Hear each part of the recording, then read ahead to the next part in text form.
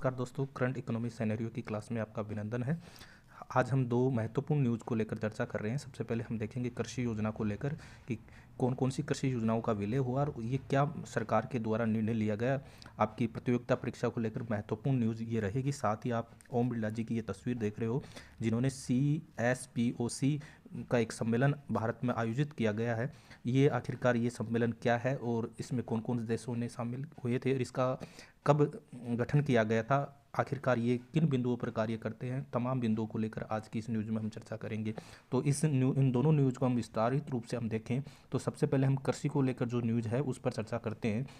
तो कृषि योजनाओं का विलय, सुधार आधारित फंडिंग योजना, कौन कौन सी कृषि योजनाओं का विलय हुआ और किस कृषि योजना में विलय हुआ। सबसे पहले हम समाचार का ओवरव्यू देखें तो केंद्र सरकार ने कृषि योजनाओं को अधिक प्रभावी और समेकित परिणामोन्मुखी बनाने के लिए बड़ी पहल की है। इसके अंतर्गत प्रधानमंत्री राष्ट्रीय कृषि विकास योजना PMRKVY के साथ 3 प्रमुख कृषि योजनाओं का विलय कर एक छतरी योजना, अम्ब्रेला योजना बनाने का प्रस्ताव रखा है।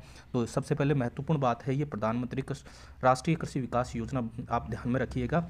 कुल परिव्यय की बात करें, टोटल इसके की बात करें तो प्रस्तावित कुल राशि है 1.75 लाख करोड़।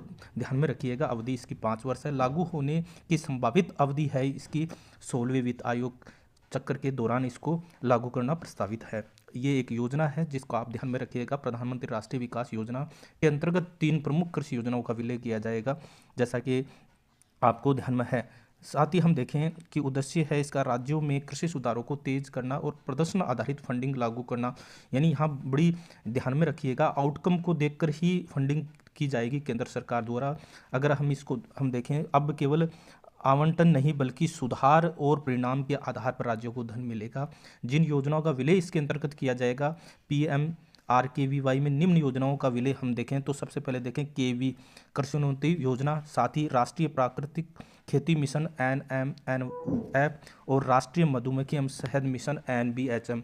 ये 3 योजनाओं को इसके अंतर्गत विलय किया जाएगा। कौन सी योजना के अंतर्गत? PMRKVY योजना के अंतर्गत। 3 बड़े महत्वपूर्ण बिंदु है, ध्यान में रखिएगा, इन तीनों योजनाओं को ध्यान में रखिएगा। अब बात करें इसके अंदर तो अलग अलग जो चल रही योजनाओं हैं उनको एकीकृत करके दोहराव को कम किया जाएगा और समन्वित कृषि विकास को बढ़ावा देने के लिए इन योजनाओं का विलय इसके अंतर्गत किया गया है।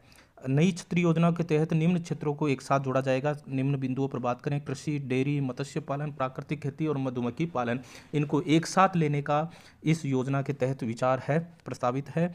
विशेषज्ञ के अनुसार उत्पादन, पोषण, आय आपस में जुड़े, इसलिए योजनाओं का भी जुड़ना होना जरूरी है। प्रदर्शन आधारित फंडिंग प्रणाली बहुत ही बड़ी महत्वपूर्ण बात है। राज्यों को मिलने वाली राशि अब कृषि सुधार माइलस्टोन प्रदर्शन संकेतकों के आधार पर दी जाएगी। यह एक आउटकम बेस्ड फाइनेंसिंग का उदाहरण रहेगा, क्योंकि आउटकम के आधार पर अब फंडिंग सरकार के द्वारा की जाएगी। राशि आवंटन के 5 मानक इसके अंतर्गत रखे गए हैं। इसका महत्व देखें तो राज्य के कृषि सुधार और माइलस्टोन के अंतर्गत 30% और अन्य 4 प्रदर्शक है उनके अनुसार 70% जो फंडिंग की बात की जाएगी। इस प्रकार इसके अंतर्गत 5 मानक इसके अंतर्गत तैयार किए जाएंगे। साथ ही हम देखें कि केंद्र राज्य फंडिंग अनुपात देखें तो सामान्य राज्य का 60-40 का अनुपात रहेगा, पूर्वोत्तर व हिमालय राज्यों का 90 और 10% का रहेगा और केंद्र शासित प्रदेश का 100% केंद्र सरकार के द्वारा किया जाएगा। वर्तमान बजटीय प्रावधान हम देखें तो PMRKVY और KV में 2021-22 से 2025-26 के बीच 1.0 लाख करोड़ का बजट प्रावधान था। साथ ही NMNF बजटीय प्रावधान है। इस योजना के प्रमुख उद्देश्य ये रहेंगे, कृषि सुधारों को गति देना, किसानों की आय बढ़ाना, योजनाओं का दोहराव समाप्त करना और दीर्घकालीन निवेश को बढ़ावा देना और राज्य स्तरीय जवाबदेही तय करना, क्योंकि ये आउटकम को आधारित है। अब देखें, एक और न्यूज थी जो CSPOC सम्मेलन है, जिसका पूरा नाम हम देखें conference of speaker and president officer of the Commonwealth, अर्थात राष्ट्रमंडल देशों के साथ ये देशों के संसद अध्यक्षों और पीठासीन अधिकारियों का सम्मेलन, इसका ये पूरा नाम है। उद्देश्य इसका क्या रखा गया था? संसद अध्यक्षों और पीठासीन अधिकारियों को एक मंच पर लाना, संसदीय लोकतंत्र में पारदर्शिता, निष्पक्षता और समझ को बढ़ावा देना और संसदीय व्यवस्था और सहभागिताओं के आदान प्रदान पर विचार करना और लोकतांत्रिक संस्थाओं को मजबूत करना, ये इसके उद्देश्य रहे हैं। यह सभा स्वतंत्र रूप से संचालित होती है और इसका कोई औपचारिक संबंध राष्ट्रमंडल या सचिवालय या CPA से नहीं है, एक स्वतंत्र रूप से है। हालांकि ये निकाय सहयोग प्रदान करते हैं इसको। इसकी शुरुआत की बात करें तो 1969 में हुई और इसे तब के कनाडा के हाउस ऑफ कॉमन्स के स्पीकर लुइन लेमन ने संस्थागत रूप देने का प्रस्ताव दिया गया था। तब से ये सम्मेलन लगभग प्रत्येक 2 साल में एक बार आयोजित होता है। इसका पहला सम्मेलन हम बात करें तो 1969 में हुआ। सम्मेलन कैसे आयोजित होता है?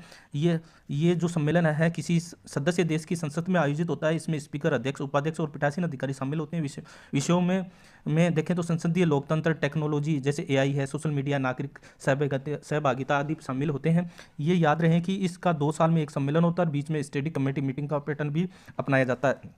भारत में हाल ही इसका आयोजन किया गया है। भारत ने अब तक इसकी मेज़बानी 4 बार की गई है, 1971, 1986, 2010 और 2026 हाल ही में। इस प्रकार ये 4 बार भारत के द्वारा इसका आयोजन किया गया है। 28वां ये सम्मेलन है वर्तमान 2026 का। पार्लियामेंट हाउस नई दिल्ली में आयोजित हुआ था और 14 से 16 जनवरी 2026 के बीच ये रखा गया है। उद्घाटन की बात करें तो 15 जनवरी 2026 को भारत के प्रधानमंत्री नरेंद्र मोदी द्वारा किया गया। इस बार 42 प्लस राष्ट्रीय देशों के 61 से अधिक स्पीकर और पीठासीन अधिकारी इसके अंतर्गत उपस्थित हुए। अध्यक्षता लोकसभा स्पीकर ओम बिरला के द्वारा की गई। 28वां जो ये प्रमुख विषय इसके अंदर बात करें तो सदस्यों में एआई का उपयोग है, सोशल मीडिया का संसदीय कामकाज पर प्रभाव देखेंगे। इन विषयों पर चर्चा की है। नागरिक सहभागिता, संसद की समझ को बढ़ाना, संसदों और स्टाफ की सुरक्षा, स्वास्थ्य और कल्याण पर बात की गई है। स्पीकर और पीठासीन अधिकारी की भूमिका पर विचार का किया गया। आखिरकार इसका महत्व क्या है? राजनीतिक संवाद, संसदीय नेतृत्व है, लोकतांत्रिक संस्थाओं के विचारों का आदान प्रदान करना, साझा सीख, सदस्यों को संसदीय अभ्यासों, कानून व्यवस्था और चुनाव प्रणालियों पर अनुभव साझा करने का मंच है। डेमोक्रेसी मजबूत करना, स्वतंत्र और निष्पक्ष संसदीय जिम्मेदारी को बढ़ावा देना, नई चुनौतियां, तकनीक, सोशल मीडिया, नागरिक भागीदारी जैसे समसामयिक मुद्दों पर विचार करना, ये इसके अंतर्गत इसका महत्व रहा है। और अब देखें 29वां जो ये सम्मेलन आयोजित होगा वो कहाँ होगा, तो इसकी जानकारी हमें 28वें सम्मेलन के समापन समारोह में मिली, जहां लोकसभा अध्यक्ष ओम बिरला ने आधिकारिक रूप से 29वां जो ये अध्यक्षता, अगली मेजबानी है जो यूके के सेंट लिंडसे होयल स्पीकर है वो उनको दी गई। इसका मतलब ये यूके में आयोजित होगा, यूके के हाउस ऑफ कॉमन में इसको आयोजित किया जाएगा। इस प्रकार ये 2 न्यूज़ जो